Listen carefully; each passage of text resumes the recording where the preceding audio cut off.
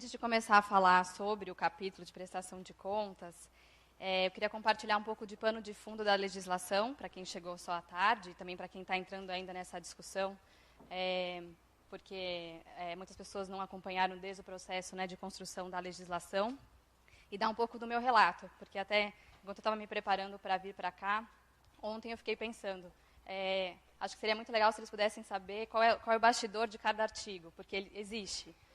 Cada um deles tem um motivo de estar aqui nessa legislação, né? Então, eu sou formada na PUC, no meu primeiro ano, pelo NEATS, até foi a Paula e a Laís que plantaram uma semente muito legal na época lá na faculdade. Tinha um grupo de estudos, na hora do almoço, de graça, para entender o básico de terceiro setor. E a partir daí, fui trabalhando nessa área, fui para Brasília e fiquei 2 anos e meio lá, nessa discussão do marco regulatório. Então, eu acompanhei todas as reuniões junto com a plataforma, no Congresso Nacional, enfim, e é muito interessante, é um momento muito especial esse de ter a legislação aprovada e estar conversando com novas pessoas que estão se juntando. E aí, mais legal ainda, na possibilidade de trabalhar na regulamentação. Então, embora a prestação de contas possa ser um tema dos mais chatos, onde tem mais problemas, eu acho que também ele é um dos onde as organizações podem mais trazer criatividade. E eu vou dizer isso porque, em relação ao comentário de alguns artigos. Então, eu queria estimular realmente cabeça livre nessa regulamentação para a gente colocar contribuir de uma maneira criativa mesmo para solucionar algumas questões, principalmente em relação à estratificação, que foi o que o Magri começou a falar aqui, né? Então, ainda de pano de fundo da legislação, acho que o grande ganho é dessa, que a gente chama do novo marco regulatório, né, mas é uma parte da agenda do marco regulatório, falando sobre contratualização, é trazer segurança jurídica para a relação. Por que essa lei é tão grande? Ela é uma lei, um decreto e uma portaria ao mesmo tempo, parece, né? Porque foi preciso que fosse assim. A gente teve mais de 10 anos de insegurança jurídica, com decisões bem absurdas em relação às organizações.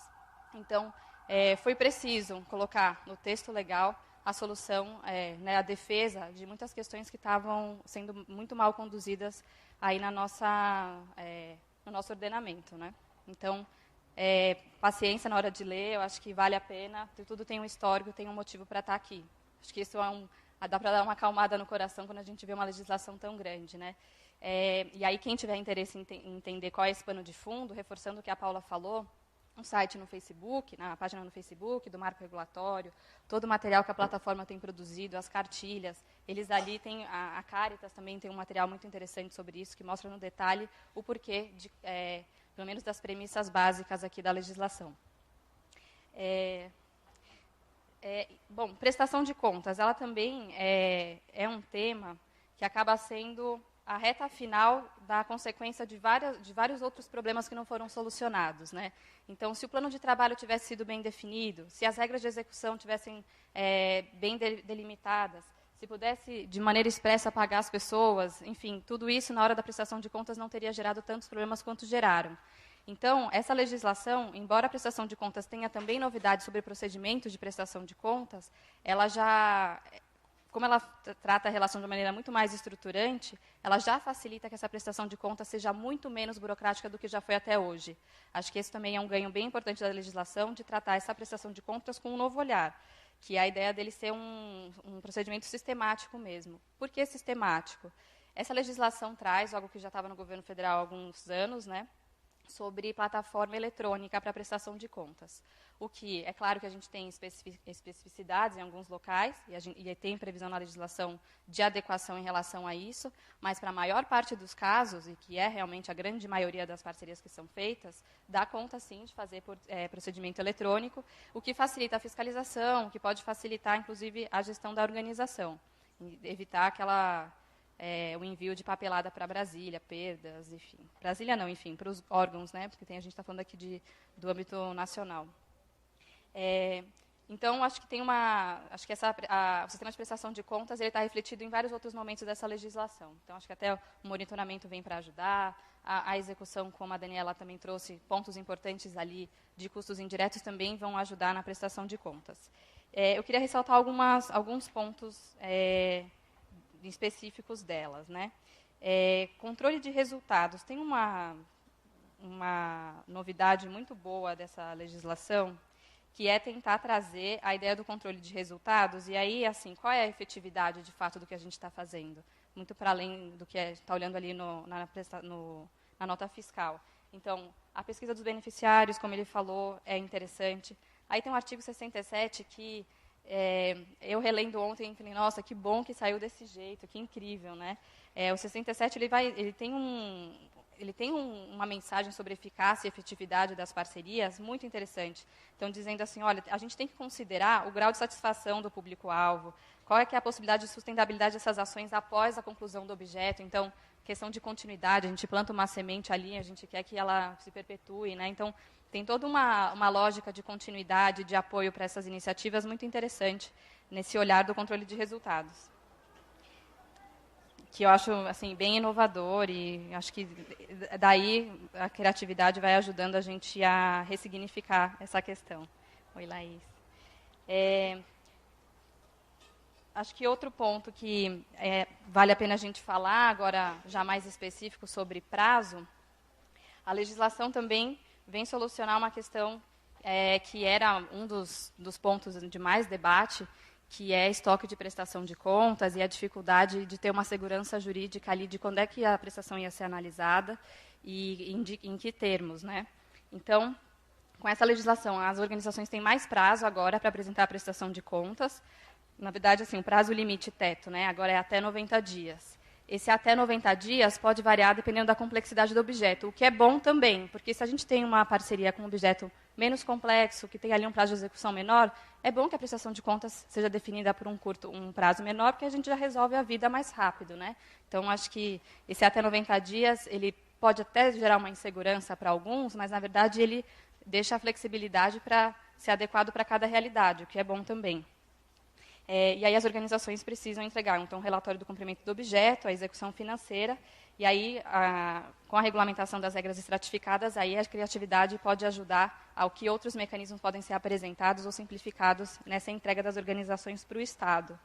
E aí, reforçando a ideia do procedimento sistemático, o sonho de consumo, como a gente dizia, é que essa prestação de contas possa ser um clique final de tudo aquilo que foi prestado ao longo da parceria. Porque se é um procedimento sistemático, que a cada dia tem ali o órgão fazendo o apoio, monitorando, a organização alimentando a plataforma eletrônica, então, no final das contas, a gente vai ter uma prestação de contas mais simplificada de uma forma geral, porque ela é só o ponto final, a chegada da parceria, né?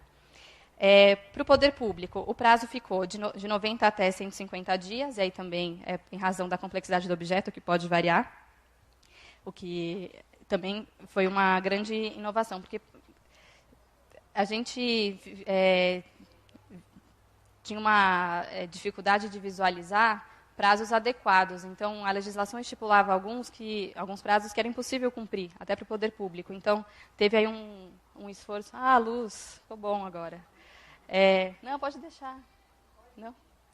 É mais adequado. Então, acho que teve um esforço dessa legislação que era olhar a realidade. Vamos ver até onde que dá para a gente realmente cumprir essas normas, porque senão não dá ânimo nem para nenhum dos lados, né? Porque ela não fica adequada à realidade. Então, teve essa adequação do prazo de 90 até 150 dias. E aí uma outra questão que foi colocada na legislação, que até a gente percebeu em algumas legislações estaduais, municipais que existia, mas que não era algo genérico, geral para todo mundo, é a possibilidade do poder público aprovar com ressalvas. Então, por não ter essa previsão expressa hoje em diversas normas que tratavam sobre esse assunto, chega um momento que o poder público ou aprovava ou rejeitava. Então, às vezes, um aspecto que era ali formal, que não estaria prejudicando de fato a análise do objeto, era rejeitado por uma questão de ausência de possibilidade na legislação de aprovar com ressalvas, recomendando, preste atenção, na próxima vez, adeque tais e tais pontos. Então, esse é um ponto que vem para ajudar bastante também nessa ideia de adequar a realidade, né? De a gente ter mecanismos ali mais próximos. Acho que de fluxo de prazos, chamar a atenção para esses mesmo.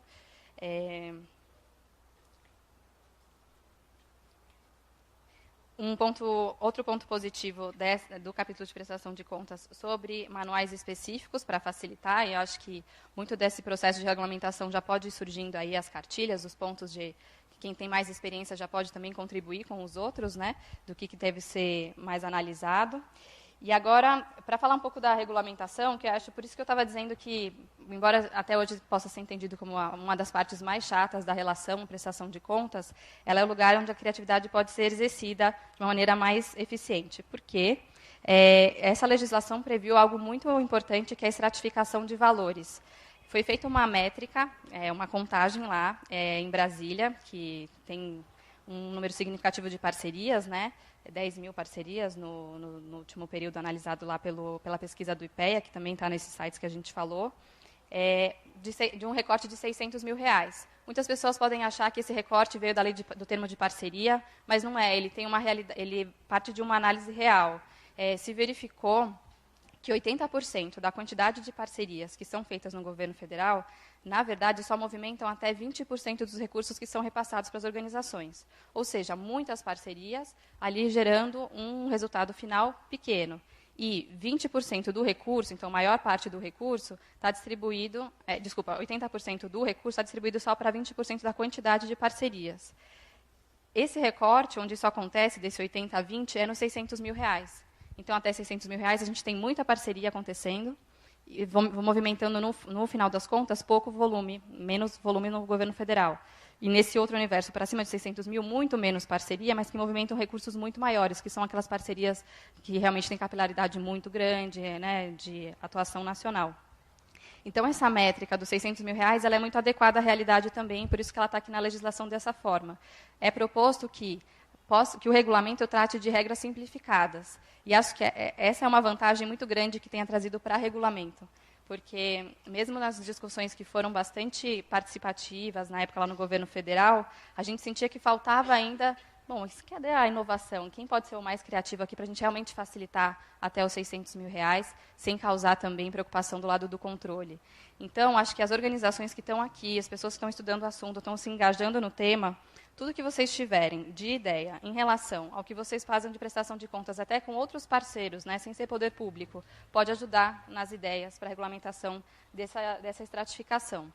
Uma das ideias que surgia era assim, o relatório de fiscalização em loco, que é ir até o local, o poder público, lá, o servidor, ir lá olhar se a parceria está sendo bem executada, podia ser obrigatório só para quem fosse acima de 600 mil reais. Mas, assim, isso resolve? Não seria bom que o servidor estivesse também olhando a minha parceria? Isso tudo depende de uma questão de agenda, né? Enfim, e também de organização do próprio poder público. Então, é caso a caso, acho que daria para ter muito mais outras ideias criativas em relação a essa ideia da estratificação do volume de recursos. Bom, acho que é isso. Eu fico à disposição aqui para o debate. E convidar todo mundo a conhecer esse texto que a plataforma já está propondo em relação à regulamentação e o que está em discussão também no site da Secretaria-Geral, porque, e aí, assim, acho que reforçar o que eu falei no início, a gente tem que estar com o coração aberto mesmo agora para ler essa legislação, porque tem um motivo para estar cada artigo aqui, e para ela ser do tamanho que é, e para ela ter sido publicada, editada depois do movimento que foi muito bonito, enfim, assim, muitas organizações no Brasil inteiro participando, 10 anos de discussão no Congresso Nacional, então acho que é um momento bastante importante e que bom que a gente tem temas aí também tão cruciais para tratar na regulamentação.